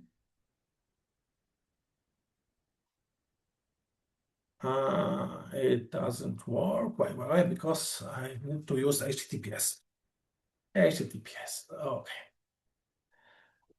Okay, let's keep this file because it's not. It doesn't tell me that this is something harmful. However, this is information. It's not commonly the file is not commonly downloaded. Okay, so let's keep this file. Yeah, keep anyway. Okay, so now we have put it downloaded with Edge with Edge, and here we have some information. So there is information about smart screen. So it's a one-off protection and zone identifier. So we can read the information from zone identifier.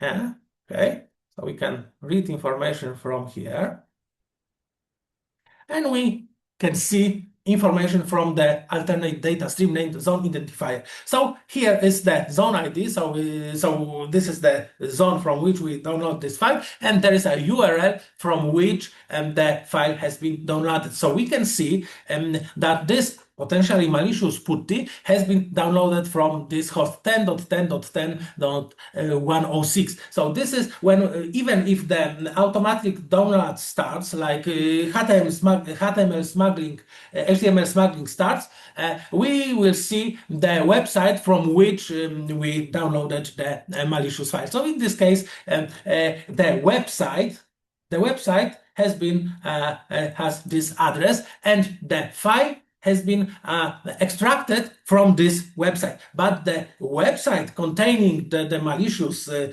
HTML file containing this malicious data is coming from this address. And because there is a zone ID, if we click here and run putty, so now I allowed to this to run, so we can execute this binary. Okay, so so when we start listener and when we execute this, we can do this. However, when we remove this and when we start to download this with, I need to start again the HTTP server. So when we download this with Chrome, there is no warning, and putty is just placed in the downloads directory. So when we there is no information about the zone ID, about the zone. So in that case, when there is no information about zone ID, so now you can see there. There is. So if there is no information about zone ID, the putty can be executed. Of course, so when we run this, and because there is zone ID, we have warning. Yeah. Okay. So if we want to run this file without warning, so there are two things that we can do. So first, we can remove this or overwrite this information here. So for example, we can use echo and put empty string in our putty zone identifier stream. Yeah. And now we can run this. without any issue. So when we remove a zone identifier from the downloaded putty, you can see we can run this and it works. So we have reverse shell, and of course antivirus is up and running. Okay, so there's also another trick that we can use. For example, we can do, we can, for example, create an archive. So we can use, like for example, let's go to this console. We can use zip command and create put the zip file with put the to x.exe. Yeah. So when now I can run my HTTPS server, okay, and I can open the website once again, but this time I just open the zip file directly. So put the zip. Okay, I've downloaded this because I can put this, encode this and put this into inside the HTML file, but I don't need to do this. I just want to demonstrate you. I'll show you one thing. So when we have an archive, like put the zip, I can open the archive. So this has been downloaded here to my download folder. So let's check if there is a zone identifier. So for the put zip, there is a zone identifier, so we can read the data. So I can see from where the putty has been downloaded, and there is zone identifier. Okay, but when I, for example, open this archive, and there is my putty2x.exe. So I can move this file, for example, to another directory, like to TMP. And now I have put here in the TMP directory. So let's check. Let's dir c temp directory. Yeah, I have put it there. And with this switch, so in this case, when I just drag and drop this putty, so for example from here, when I just grab this file with mouse and put on other directory, alternate data streams won't be applied to this file. So in that case, when I run my console and when I go to the temp directory, there is no information. The file is originating from the internet, and in that case, I have here my console. Yeah, so this is also something that is important. The different behavior, it depends on what techniques we use and how user uses. For example, how extracts data from the archive. But what is also important if we speak about the strips. So. Let's check. So alternate data streams are okay. However, we can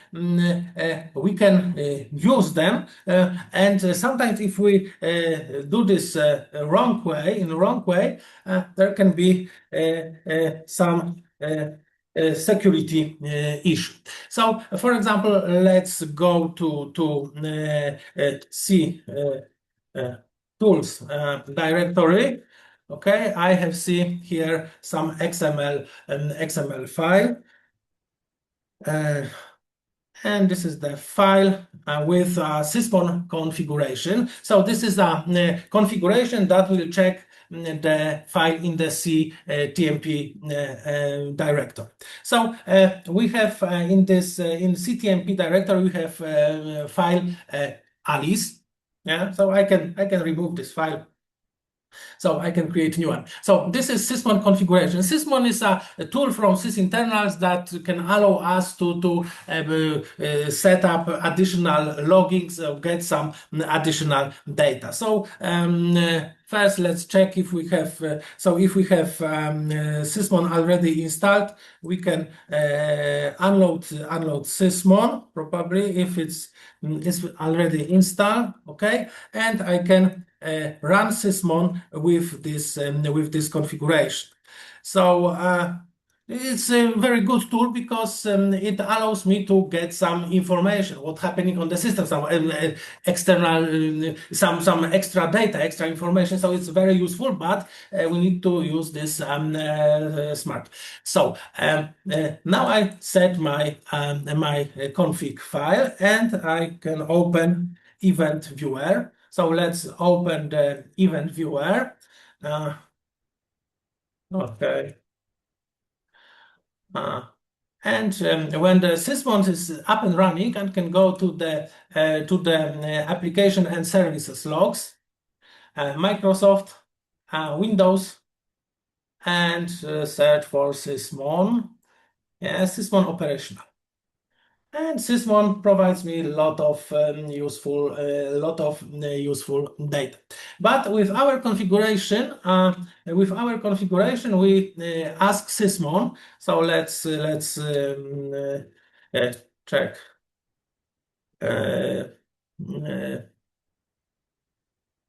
XML. Let's check our configuration. So we ask sysmon to filter events like file creating and file create stream hash. So we and file delete. So there are some events that we will log in using the sysmon, and is related to the temp directory. So when we create a file, like let's use a standard user console like this one, cd tmp and echo this is Alice. So we can create alice.txt file, okay, and we can refresh the information from here. So we have information that file alice.txt has been created. So we have new file, So there is no information about content of this file. So there is just file. So let's try to put something into that file, like type C users Bob desktop secret.txt, or maybe let's copy this file. Copy this file to C temp directory. Yeah, and we have like for example some secret file. So let's refresh this.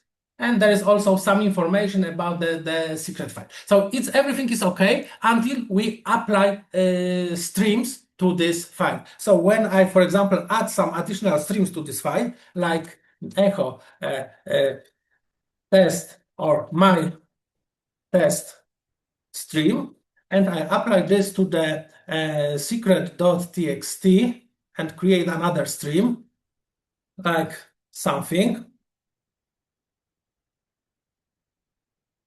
Okay, so I've created a string with something with my text string, with this text. So let's check the logs, event logs. So now the magic is happened. So when I add streams to my file, to the secret.txt, the content of the secret.txt. So let's go to the desktop and open the secret.txt. There is information: user admin, password top secret, admin panel, AWS key, etc. So we can see this information in our logs. This is when we add additional stream to the file, like some sensitive file containing sensitive data, there will be the content of the sensitive file will be put in the log. So this is the content of the secret.txt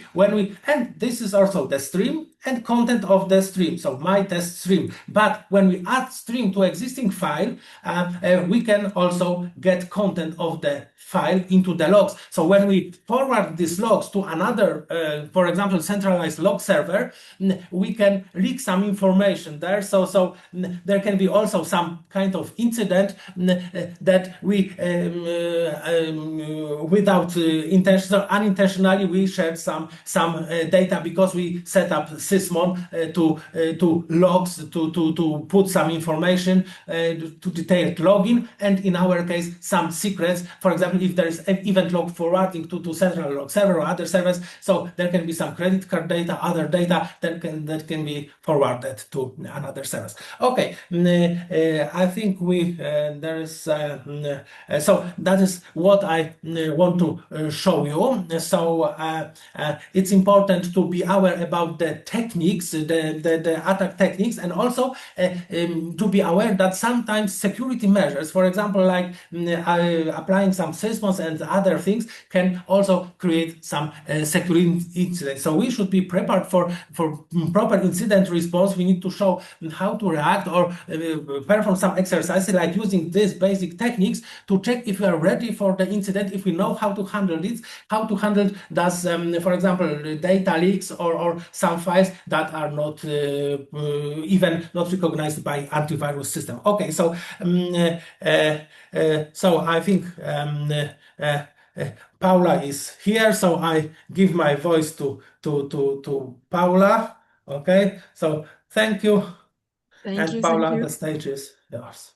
Thank you so much, Arthur. Amazing as always. The subject are always interesting from your end and also from Norbert. So thank you so much for coming. Well, absolutely, guys. There's also a couple of things that we need to mention. So hopefully you enjoy the presentation, and hopefully everything was good as always. And this is also a really good moment to talk about the different possibilities of how else potentially you are able to scale. And let me use the opportunity to share the slides and of course mention what are the possible ways with us to scale. But from the perspective of the incident response and so on, you can see maybe a couple of words from the beginning from myself. You can see that there's a lot of different aspects to take into consideration. Now, the very important part to mention is actually related with how do we today utilize the cybersecurity tools. And we see that the tools are technically underutilized, and that's basically quite an important aspect here, so that we can collect the good sources of information and then react to the incident. Incidents in general can be handled with details if we've got enough knowledge, and that's basically the very important case. With Arthur and Norbert, when we are participating in the different projects, we always prize the tools, processes, people, and the skills. And even though you can have an amazing skills, if there is an incident, you will not be able to act fast. And if, for example, there's going to be a situation where you got a good tools, but someone doesn't have skills, yeah, then it's very difficult to actually be efficient in the things that we are doing over there. So that's a little bit from my side. And let me, of course, use the opportunity to share the screen. And Arthur, if you don't mind supporting me with that, with the slide. So that's the 143. That would be great. Perfect. So we can summarize. We can also announce the winner, and we are ready. You got it? Okay, awesome. Thank you so much for that. Perfect. That is exactly. Okay, awesome. So we've got this. A couple of comments, of course, because you guys know that we run Cybersecurity Master Annual Program, and we always invite, of course, everybody to join because this is our also signature project that we run for across the year. And what is important about it is that it's not really taking that much of your time because you, if you join, spend with us 1 day per month. And this is a complete learning path for the, as we call it, elite professionals. And the reason why we call it like that is because today in the cybersecurity field, you have to know everything that is surrounding you, maybe not always in details. There's a couple of your master points that you need to completely polish, but then all the other things are out there to be covered. You need to know basically how AI supported solutions work. You need to know how to do the threat hunting. You need to know, for example, how to check the security of the databases. Yeah, and then or at least have a raw view of about how you are able, of course, to perform that. So reality check. What is important? Yeah. So uh, let's move on, Arthur. What is important is that, of course, hackers are not really slowing down. That's the fact. And there is so many incidents that we got right now with our customers. Incident by incident. There was a moment where we thought that things stabilized a little bit, but no, it's actually more. And it's also because it's before the holiday times, end of the year, and all the things. So it's also a little bit about the sophistication. AI is supporting the generation of the different tools, solutions, ideas for hackers. So that's something that we have to defend against. And automation of the attacks is also something that lots of organizations are fighting with. But if the attack is prepared well, then you've got a possibility to deliver it. Now, we believe in general that that the practice is something that really makes a good cybersecurity specialist. And in the safe environment, we have to challenge ourselves every single day to be able to say, I don't know, but at the same time, to be able to scale, grow your own skills, grow yourself. So from the fragmented knowledge perspective, we've got over here a couple of components that must be covered by every cybersecurity professional.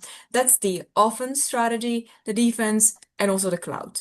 And without that, it's hard to move on.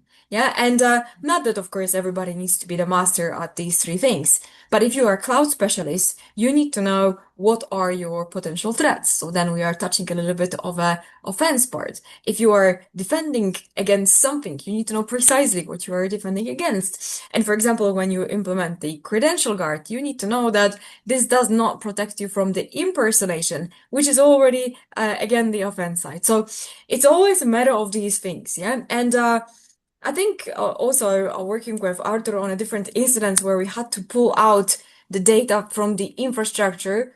What is the good conclusion that you always have is that when you come to the site, virtually sometimes, you just have a good feeling that even though you don't know what is there, you know how to deal with this.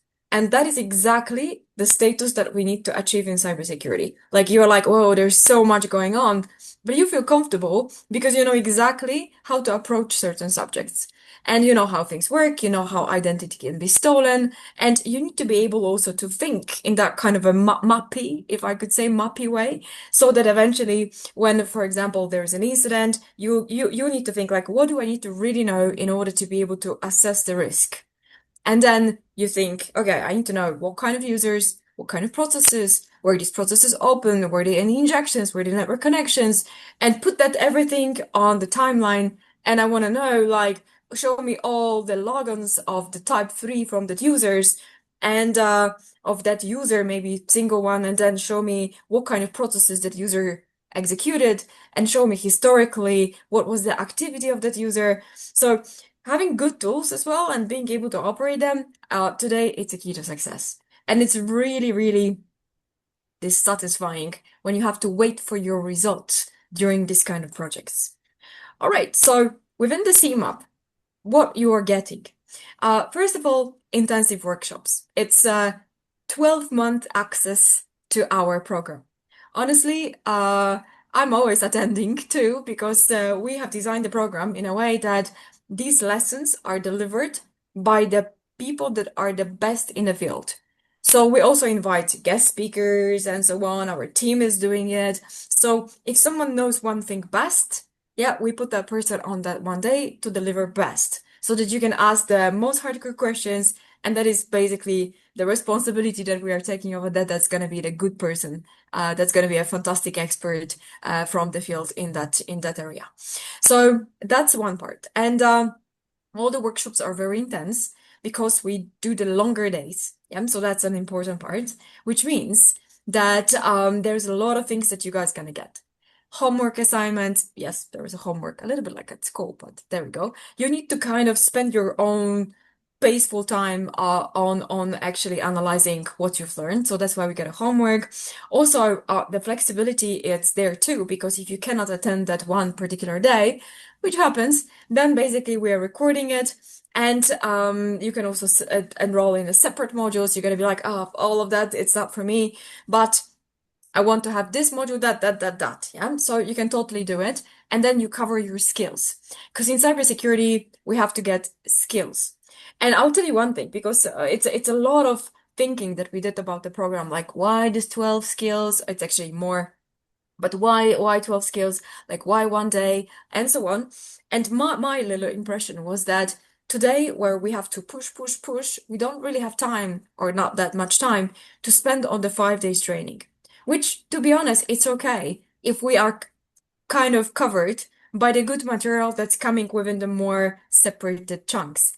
And with the respect to this, we decided actually to create a program with that manner. Yeah, so there we go.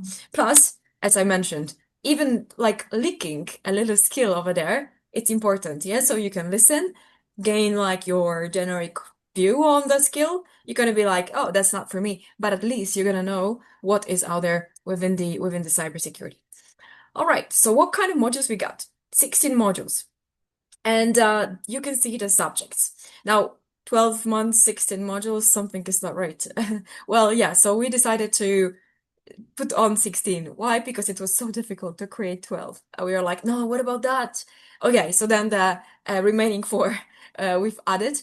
Now, the good part is that whoever is technically buying the whole year, you got the full 16 modules. Yeah, so that's more than we've got. Or if you're not buying the whole year, then basically you can choose from the 16 skills within the year that we got. And the subjects are awesome. So we've got Intro ID, conditional access, MFA configuration. Now, it used to be that we used to say that cloud is secure, and cloud was a little bit of a bastion of security, but it's no longer like that for at least 2 years. So there's a pen testing for the cloud. There are cloud misconfigurations. We've got customers which we are supporting where their cloud has been hacked. So then there are different ways how you can approach the cloud security. And now it's time for performing the cloud security reviews. And now when we are doing that with our customers, and it's kind of like a trend, because they were like, okay, we put the cloud, it's all cool, but is it really? Like, let's check. Yeah, so that's the time that we got the momentum that the cloud gained for the additional checks. But there's more. Malware investigation. Perfect. Like, you need to have these skills. Even though it's not maybe your job, you need to be able to quickly look and judge. Also, NTLM version 2 deprecation, so phase out. Now, this is important because Microsoft is deprecating it, so you need to know how to prepare for that. And also, our team prepared an amazing document that's free. We put that one on the social media, where it's a full document on how to phase out NTLM version 2. So you can also support yourself with our content on that. And many other things, yeah? So boosting penetration skills, PowerShell for the digital investigation, so how to do it quickly and for free. So these kind of things. Anyway, we thought that you're gonna like that set of subjects. And the good part about this is that every single year it's different. Yeah, so basically the next year that you're gonna come, it's going to be different. Next year is going to be different. So that's basically the cybersecurity master for the certain year. So you need to be up to date within the year. And that is exactly the feature for cybersecurity professionals. So what this program is for: beginners, specialists, also specialists in both IT and cybersecurity. Now, not really beginners per se, because it's you need to know what's going on, but it's beginners in cybersecurity, so that you're going to be introduced to the subject. On the other hand, if you want to polish your skills, that's also the case when you are a cybersecurity specialist. So these modules are not easy. Yeah, so I'm saying, yeah, so you're gonna join, and then we're gonna start from like this, and then we're gonna go up, finish up with something really difficult. But that's also a good learning curve. So then everybody can actually be beneficial over there. So from the trainer perspective, yeah, this year it's completely rocking. So let's see who we got. And well, I'm delivering that, that's for sure. There's also Sami. Maybe it's not very polite to start with myself, but I'm the first one over there, so there we go. And there's also Sami. There's also Peter Clow. Sami is amazing. Peter is amazing. And Peter, just a couple of words, has been running already webinars for us and different trainings, and projects. There's a lot. So Peter, by the way, couple of words. He is one of a few Active Directory masters. And that means that he spent his time to spend like a month or so in Redmond, and then basically he did that. I always wanted to do it. This was at the very beginning of my career, and then they shut down the program, and I was like, oh, yeah. So anyway, we had to learn by ourselves, but Peter was there, and I'm a little jealous, just a little bit. So yeah, but amazing, and he has an amazing knowledge about that. Ronald, perfect, from the developer security. Amr as well. So Amr wrote a book on malware, and I'm always saying that one of the two books that are good out there in the market. That's one of them is his. Arthur, that you already met. Arthur has no limits in terms of knowledge. There is no limit, basically. It doesn't exist. So here we go. And we've got Norbert as well. So on the hunting and the configuration of the Defender and making sure that things work. And Norbert, I think we run the 2 or 3 projects right now, yeah, concurrently, yeah, on that. Yeah, it's a lot of engagement and interest in this field. So you guys need to know how to manage basically the machines on a large scale and so on, and what are the also limitations, because for the incident response, okay, you're gonna know stuff, but then you have to take it further, and then that's what we are putting in a program.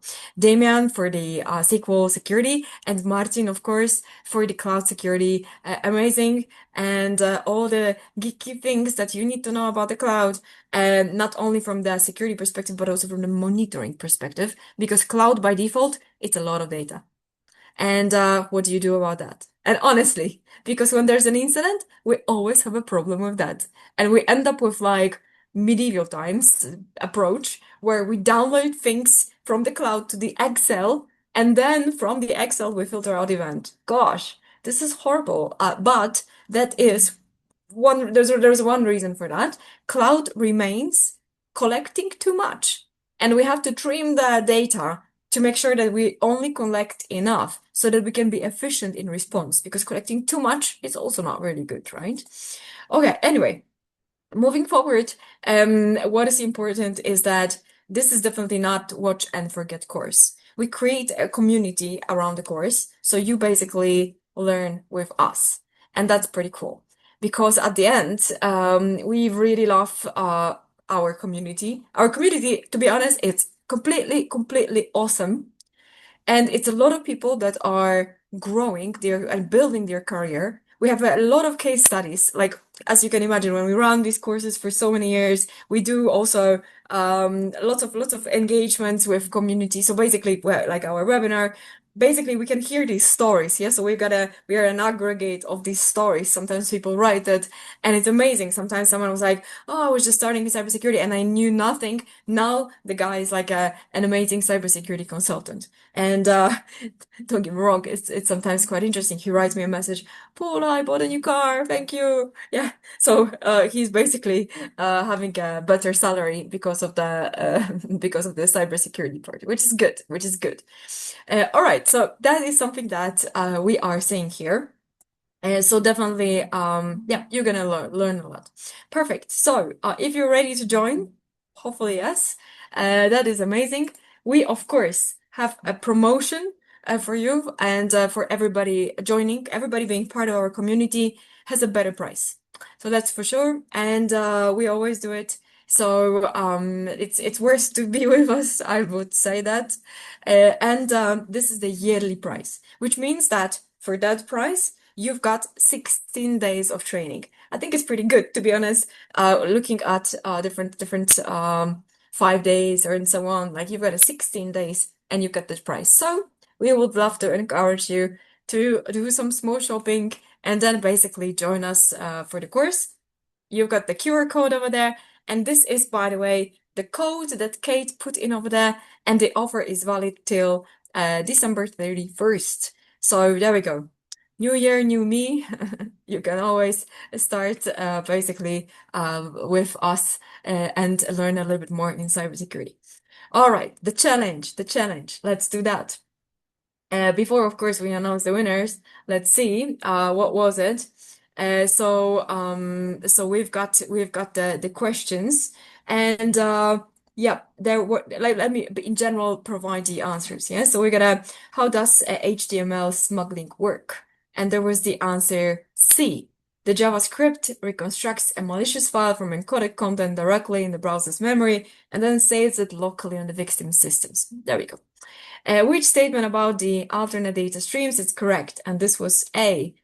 When files containing alternate data streams are copied to a USB drive formatted with FAT32, the alternate streams are not preserved because FAT32 does not support ADS. So there we go. Now, which Intune feature? So this is the question number 3, and the answer is pretty short. So that's the B. Platform single sign-on. Yeah, we get that. And then what's the primary benefit using declarative device management? And the answer is B.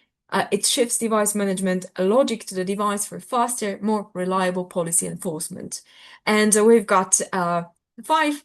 Yeah, what's the primary distinction between the incident response playbook and the runbook? And answer B is playbook provides the strategic framework on high-level actions, while the runbook provides detailed tactical step-by-step instructions. All right, so let me check the chat with Kate because that's the crucial part over there. And who is the winner? Drums. Perfect. Okay, let me read it. I always feel challenged for the name, so I need to make it right. Kairawi. Yeah, hopefully I read it well. Okay, perfect. So yes. Okay, thank you, Kate. So Kairawi, congratulations. And basically you win the module that you can choose. So choose the stuff that you not like, because that's the strategy. Choose the stuff that you don't like, that you want to learn. Challenge yourself, okay? So not like, I'm interested in threat hunting, so I'm gonna go to the threat hunting module, and then you're gonna be like, I know it all. Like, maybe that's always the good strategy. Yeah, challenge yourself with something that you always wanted to learn. That's a little tip. So there we go. Okay, perfect. Once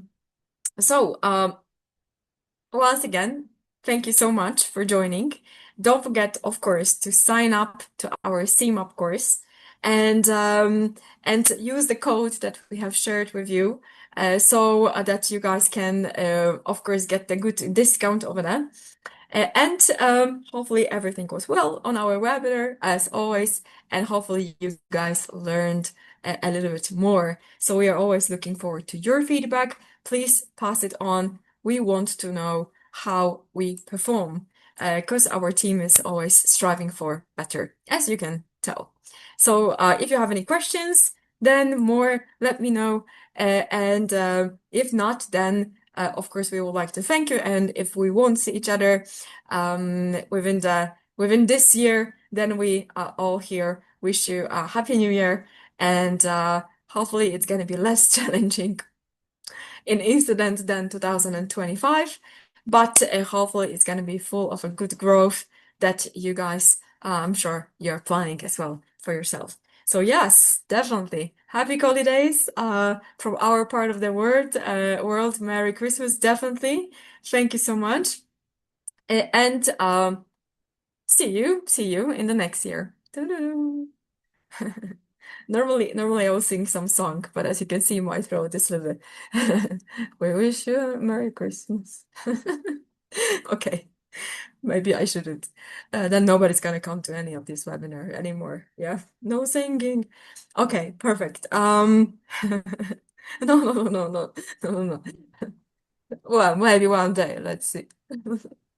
Okay, guys. So, definitely Happy New Year. Amazing. Thank you so much. And thank you, Ron.